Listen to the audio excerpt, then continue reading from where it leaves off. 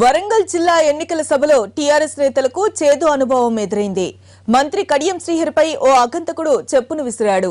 దీనికి సంబంధించి మరిన్ని వివరాలను మా ప్రతినిధి వెంకట్ మనకు అందిస్తారు.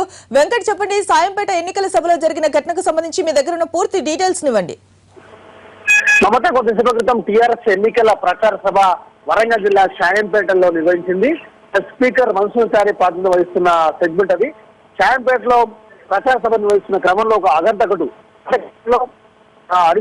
మంత్రి హరీష్ రావు కావచ్చు, తర్వాత మన్సూర్ కావచ్చు, తర్వాత కాంగ్రెస్ నేతలు కావచ్చు, టీడీపీ నేతలు కావచ్చు, ఇక్కడ ఏ రాజకీయ పార్టీ సమావేశాలు పెట్టినా కూడా కొంత అల్లర్లు సృష్టించే ఆ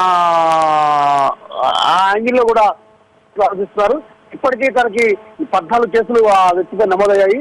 కుమరయ్య అనే వ్యక్తి గతంలో మాజీ మిలిటరీ న్యూ డెమోక్రసీ దళంలో కూడా పనిచేసి వచ్చారు.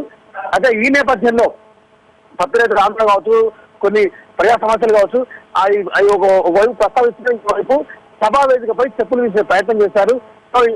ఈ నేపథ్యంలో కొంత గలాట జరిగింది. గలాట క్రమంలో వెంటనే పోలీసులు అదుపులోకి తీసుకున్నారు.